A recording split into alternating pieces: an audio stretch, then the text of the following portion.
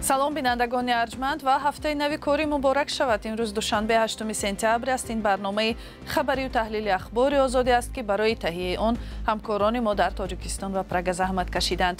имрӯз матолиб зиёд аст ва ҳоло бо чанде аз ин мавзӯъҳо ошно шавед. дар пайи ҳамлаҳои пуршиддате ба шаҳрҳои украиниву бинои ҳукумати ин кишвар дар Киев, президент Зеленский аз раҳбари Амрико Доналд Трамп тақозо кард ки таҳримҳои наву қотеътари зидди Русия ҷорӣ кунад. дар давоми чанд рӯзи баъдӣ мо ин корро хоҳем кард. 2 рӯзи дигар мондааст ҳуҷҷатҳоятонро дуруст кунед. вазорати корҳои дохилии Русия аз 700,000 муҳоҷир талаб кард ки зудтар санадҳои худро қонунӣ гардонанд ва ё ронда мешаванд. баъзе беморон дар Тоҷикистон аз духтарони наврас даъват доранд ки имкони пешгирӣ аз саратони бачадонро аз даст надода дар маъракаи гузаронӣ иштирок кунанд. вақташ даври моҳона мешуд, мумкин ки моҳона мегирифтем. ахир саргардон намешудем. президенти Иёлоти Муттаҳидаи Амрико Доналд Трамп рӯзи якшанбе тасдиқ кард ки ӯ омодааст марҳилаи дуюми таҳримҳои зидди Русия дар робита бо ҷанг дар Украинаро татбиқ кунад. Вале бо ин вуҷуд ӯ ҳеҷ ҷузъиёт ё тафсилоте надод. Дар ҳамин ҳол Русия рӯзи 7 сентябр даҳҳо ҳамлаи мушакиву паҳбодӣ болои шаҳрҳои Украина анҷом дод ва аз ҷумла бинои ҳукумати Украина осеб дид. Президент Владимир Зеленский гуфт аз Иёлоти Муттаҳидаи Амрико вокуниши қотеъ интизор аст. ҷузъиёт дар гузориши ҳамкорам Тоҳири Сафар.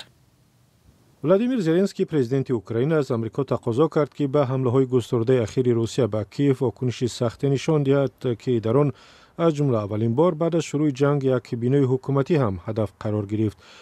Владимир Зеленский афзуд, як вокуниши азиме аз шарикони мо ба ҳамлаи имрӯза зарур аст. мо интизори аксуламали қавӣ аз Амрико ҳастем.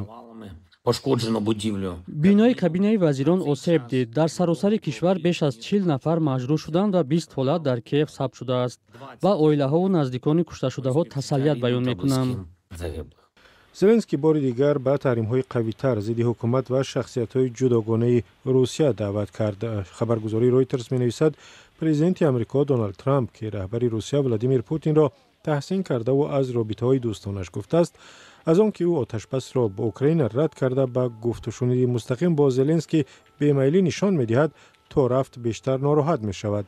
Трамп гуфт аз ҳамлаҳои афзояндаи рӯзҳои ахир ба шаҳрҳои украинӣ бисёр ноумед шудааст ва ин чиз ӯро ба фикри ҷорӣ кардани таҳрим ва таърифаҳои нав алайҳи Русия водор мекунад, ҳарчанд то ҳол ҳеҷ амале дар ин самт анҷом надодааст. рӯзи 7 сентябр вақте хабарнигоре дар Кохи Сафед аз Трамп пурсид ки кай ӯ метавонад таҳримҳои навро ҷорӣ кунад, ӯ гуфт: дар давоми чанд рӯзи баъдӣ мо ин корро хоҳем кард. мо ин корро ба анҷом мерасонем. ман мутмаинам ки ин корро хоҳем кард.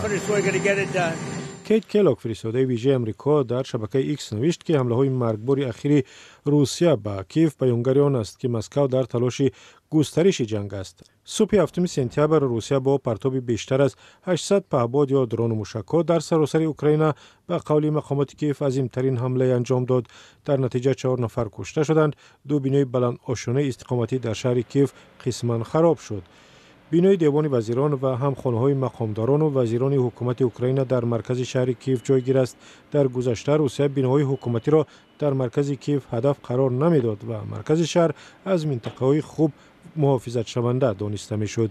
дар яке аз чунин ҳамлаҳо дафтари радиои озодӣ ҳам осеб дида буд. нахуст вазир Юлия Свидеренко дар бораи хароб шудани бом ва зинапояҳои ошонаҳои болои бинои кобинаи вазирон хабар дода гуфт ки барои гирифтани пеши роҳи мошини ҷанги Русия ки аз нафту газ пур мешавад бояд тамоми корро анҷом дод. зоҳиран ҳафтаи ҷорӣ барои бисёр муҳоҷирон муҳим хоҳад буд, чун рӯзи 10 сентябр, яъне 2 рӯз баъд, мақомот дар Русия расман ба ҷазо додани он шаҳрвандони хориҷӣ шурӯъ мекунанд ки дар санадҳои расмияшон мушкил доранд ва ё санадҳои худро дуруст ба қайд нагирифтанд. вазорати корҳои дохилии Русия имрӯз хабар дод ки санади 770,000 нафар ҳанӯз нокомил аст. тафсилот аз ҳамкорам Муъмин Аҳмадӣ. мақомоти Русия эълон карданд ки эҳтимол пас аз 10 сентябр ба ихроҷи муҳоҷироне оғоз кунанд ки қонунмандии буду боши онҳо дар Русия маълум нест. وزارت کارهای داخلی روسیه گفته است که به 770,000 مهاجر که 31% زنان و کودکانند وقتی کافی داده بود که حضورشان را قانونی کنند، ولی اکنون مهلت به پایان می رسد.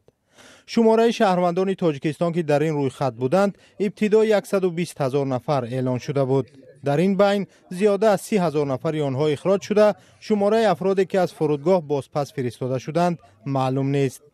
برخی از مهاجران میگویند به این هم شرایط کار و زندگی در روسیه سخت و درآمد واقعی آنها پست شده است و خودشان پیش از آن که اخراج شوند روسیه را ترک کردند. نفرایی که قانونی هم باشند به هر بهانه پیش آورده مقصد چی میکنند؟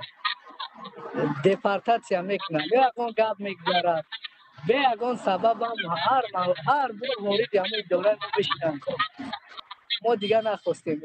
مقامات روسیه گفتند که نسبت به مهاجرانی که نامشان در رویخط افرادی تحت نظارت است و تلاش نکردند قانونمندی استقامتشان را در روسیه تایید کنند، پس از 10 سپتامبر چاره خواهند اندیشید.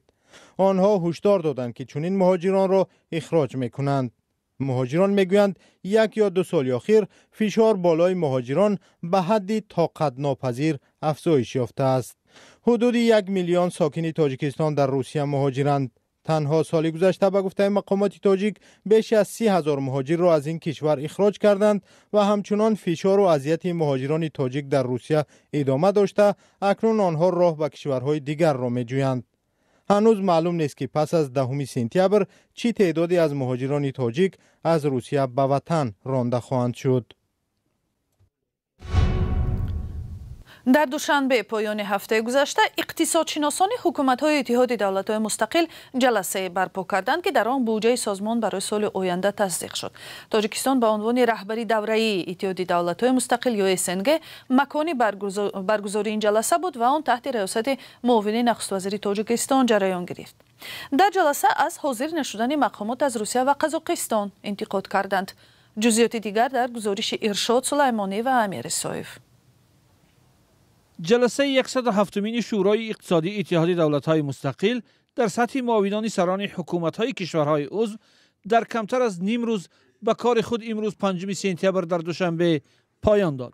در این نشست بودجه این سازمان برای سال 2026 تصدیق شد و بر سر ضرورت ایجاد نظام متحده دفاع ضد هوایی سازش حاصل گشت. در مورد رقمی کردن دالان‌های چند وجهی، استراتژی تحول رقمی مسیرهای حمل و نقل با شمول راه‌اندازی پایگاه‌های الکترونی برای پیگیری بارها و بهینه‌سازی ترانزیتی پذیرفته شد. برای رشد اقتصادی رقمی تا سال 2035 نقشه عمل برای شکل دادن جامعه اطلاعاتی از جمله حمایت استارتاپ‌ها، رشد مهارت رقمی و توسعه دسترسی به اینترنت قبول کرده شد. نشست شورای اقتصادی اتحاد دولت‌های مستقل در حال برگزار شد که به کار آن رهبران هیئت‌های روسیه و قزاقستان دو اقتصاد مهم عضو این سازمان به دوشنبه نآمدند. معاون نخست وزیر تاجیکستان عدم حضور آنها را دلیل‌های واقعی عنوان کرد.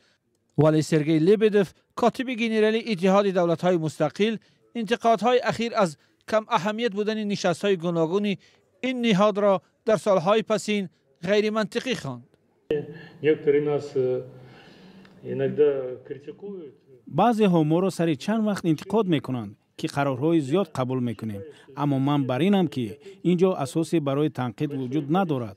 برعکس تعداد زیادی اسناد پذیرفته شده بیانگر کار فعالانه ما در زمینه همکاری‌های همگرایی در دایره اتحاد دولت‌های مستقل است. اگر ثمره از همکاری ما نیست، پس این گونه همگرایی به کی در کار است؟ همگرایی در صورت حق موجودیت دارد که اگر آن فایده به کشورهای ما بیاورد، ما تمام تلاش را میکنیم که چنین باشد.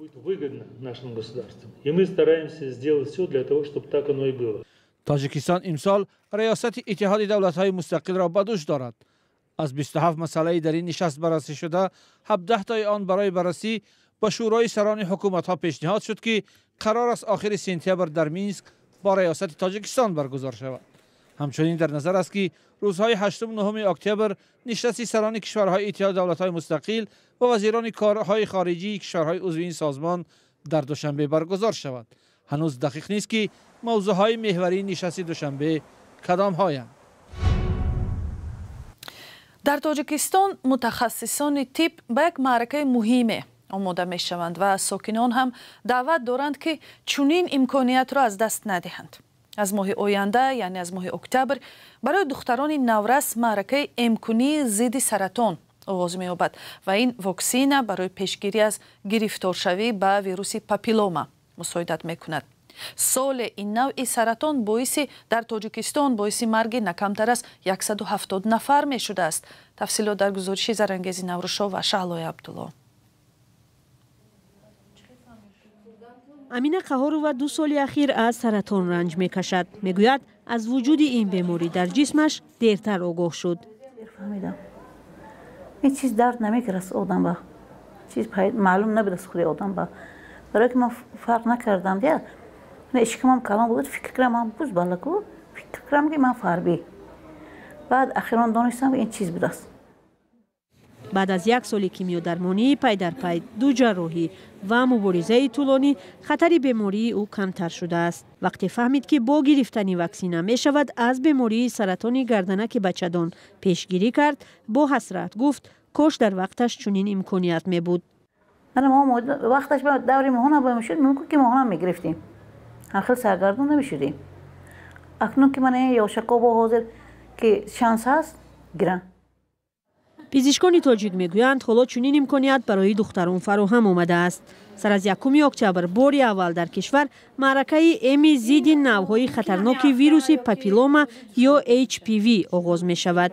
ویروسی که به گفته طبیبان در 80% حالت‌ها به سرطان گردنه بچه‌دان تبدیل می یابد و سبب مرگ زنان می شود.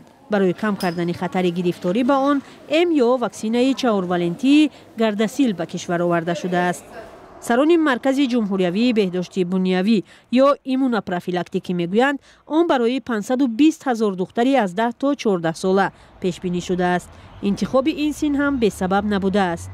سن سالی که امروز در جمهوری تاجیکستان انتخاب کرده شده است یا اینکه از جانب سازمان جهانی تندرستی توصیه داده است که بهتر آن است که سن سالی که از 9 تا 14 ساله هست، چون که در این سن سال بسیار واکسن نتیجه خوب می‌دهد، یعنی که سطح مسئولیت شخص را برای پیشگیری کردن سرطان گردنک بچه‌دان خیلی یک فایزی بلند هست، یعنی که تا 97%، یعنی که واکسینه ما در این سن سال ثمراناک است. قرار است دختران در نقطه‌های مخصوص در مکتب‌های میانه و رایگان ام کرده شوند. حالا در کشور کارهای آمادگی ادامه دارند و طبیبان به ضرورت شرکت در این معرکه تاکید می‌کنند. سرطان شناس تاجیک سعیده عمرزاده میگوید این واکسن میتواند انسان را از گرفتاری به چند آماس دیگر هم حفظ کند. علما اساسناک کرده شده است که وقتی که ما بر ضد ویروس پاپیلوم آدم جوان دختران، جوان پسران را ایم میکنیم، این رهایی از بیماری نه فقط سرطان گردنه بچگان در زنان، بلکه پیشگیری سرطان کاواکی دهان، عضوهای آناگینیتالی و اینچنین عضوهای تناسل مردانه نیز هست. برای همین در آینده البته ما به نقشه میگیریم که جوان پسران نیز به این ایم فرا گرفته شوند. به اطلاع رسمی هر سال در تاجیکستان تا 400 مورد نوی گرفتاری زنان به سرطان گردنه بچه‌دان یا عضو تناسلی آشکار می شود. سالانه تقریبا 170 نفر از این بیماری می فوتند. گرفتاری مخصوصا میان جوانان زیاد بوده، جای نگرانی آن است که بیماری نشانه ندارد و می تواند سالها از خود درک ندهد و دیر معین شود. در همین جا این نشر برنامه اخبار آزادی به اتمام می رسد. سپاس که تا این لحظه ها با ما بودید. برای خبرهای بیشتر لطفاً سر بزنید به سامانه azadi.org. اینچنین از صحیفه های ما در شبکه‌های اجتماعی مثل اینستاگرام، تلگرام و تیک تاک و فیسبوک استفاده کنید. و اگر خود شما هم شاهد کدام خبر یا حادثه بودید لطفاً با رادیوی آزادی در میان گذارید. سپاس و خداحافظ.